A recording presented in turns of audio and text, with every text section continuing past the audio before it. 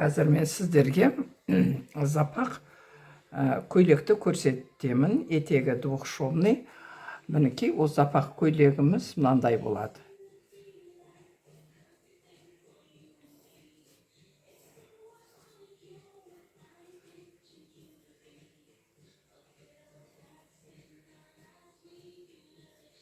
Мына жерде выточкасы болады.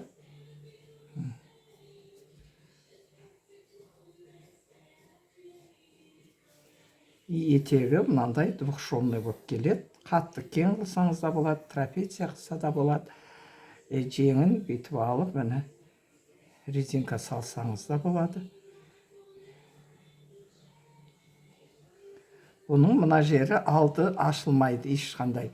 Кейбіреулердікі алды ашылып, о жерге булавка тағып жүреді. Қазір мен осының секреттерін көрсетемін, қалай пішу керек екенін. Мұқият соңына шейін қарасаңыздар, жақсылап түсінетін боласыздар. Мына жерден белдік таға саласыз.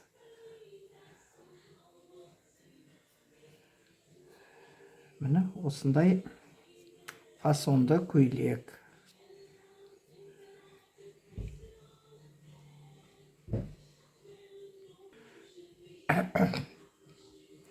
Міне біз ол үшін осылай түп нұсқасына баламыз. Мына жерден былай қарай, мына жерден былай қарай түп нұсқасы. Мен әз былай көрсетейін сіздерге. Міне қараңыз, алды 3 бұрыш, 19-20 қып алсаңыз жетеді осы жерді ашықтығын.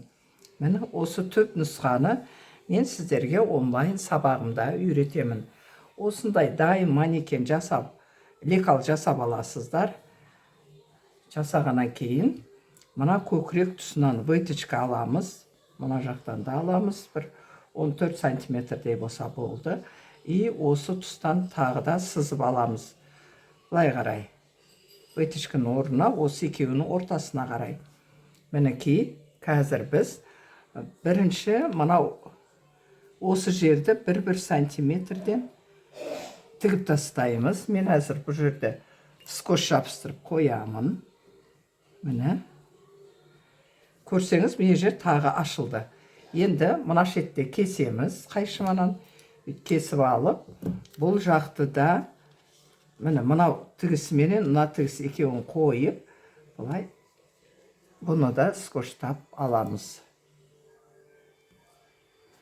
Міне, көрсеңіз, керемет, мына жерде үлкен выточка ашылды.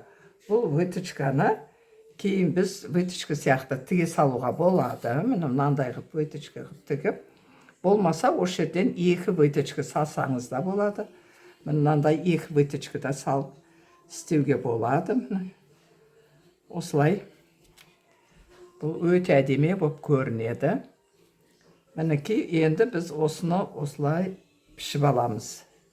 Міне, тура осылай сызып пішіп алатын боламыз. Көрдіңіздер, қалай лекал дайындау керек. Мінекей, бұл жердегі біздің мына жеріміз еш уақытта неғып тұрмайды, ашылып кетпейді. Әдемі болып сақталынып тұрады. Мінекей, біз сплошной матамыз, мынау 2 бүктеп аламыз. 1,5 болса, міне осылай 2 бүктеп алдық, мына ұзындығы. Енді біз осы жерге мына лекалымызды біз дайындап алдық. Осы жерге біз лекалымызды қойып саламыз. Міне.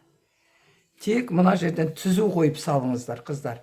Өйткені созылып кетпеу үшін біреулер бұлай пішеді екен. Міне. Бұлай пішкен кезде біздің мына ара қашықтығымыз созылып тұратын болады. А мына ұзындығы мына жерде кромкасы болады. Кромкасын кесіп алып тастайсыздар да, тура осылай саламыз. Міне. Осылай салып, қазір біз осыны пішіп аламыз.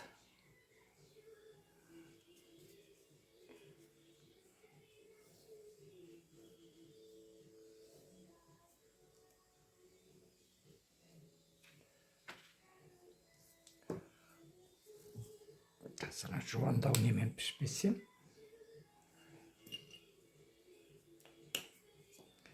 Мінекей қыздар, қазір енді мен сіздерге сызып көрсетемін.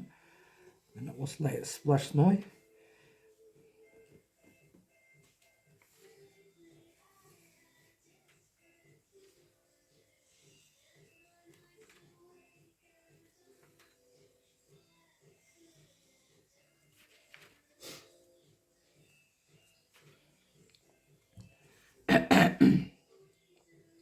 Мына жерді бүйтіп белгілеп алуымызға да болады. Міне бұл лекал салып болдық. Келесі лекалымыз бұл арқа бөлігі. Арқа бөлігі бізде мына жерде бүтін болады. Міне үнемдеп салу үшін, егер велюр болмаған жағдайда үстіп айқастырып салып үнемдей береміз.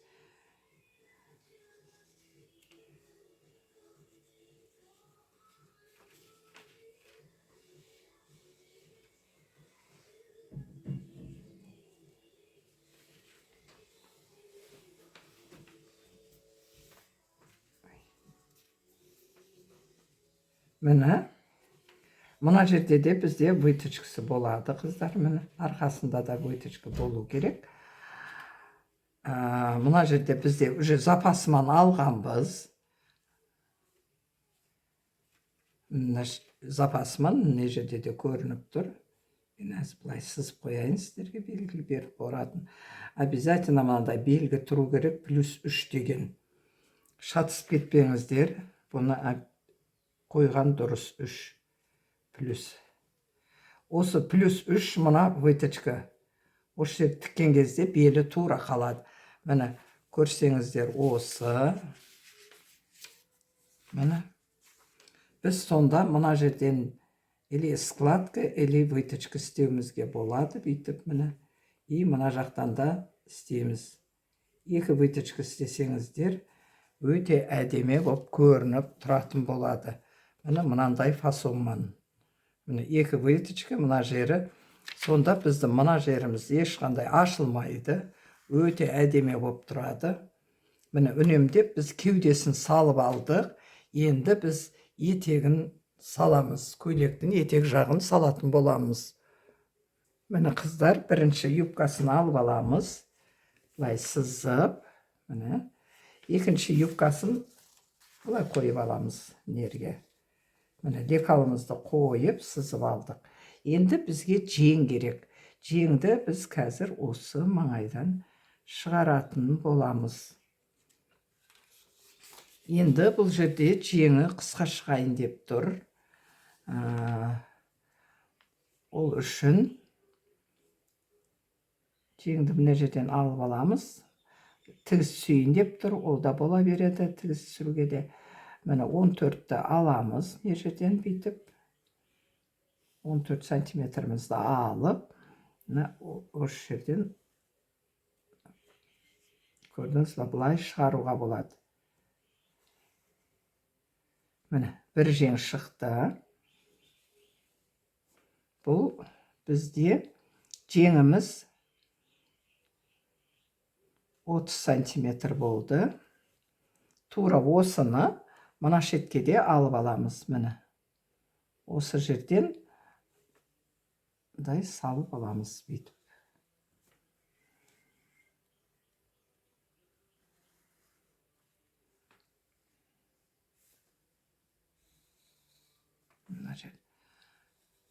Лекалымызды қойып саламыз. Бізде мына лекалсыз мен салдым. Мына жері бізде 20 сантиметр болады. Мына жерден кесіледі бізде. Екі жең, мына бір шеті, мына бір шеті. Тек мына жерден бізде тігіс түседі. Тігіс түсіріп тіге беруге болады. Бұл өте әдемі болып тұрады. Мінекей, мен осылай неғып алдым. Енді ремен анау-мұнауларын мына жерден қалған кусоктардан ремен, аптачкаларын ала бересіз.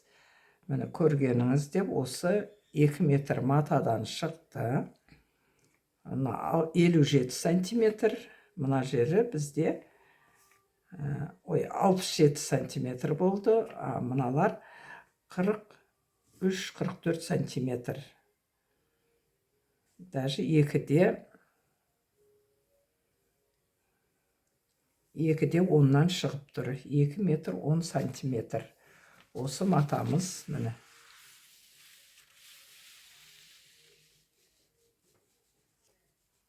Бұл 46-шы размер.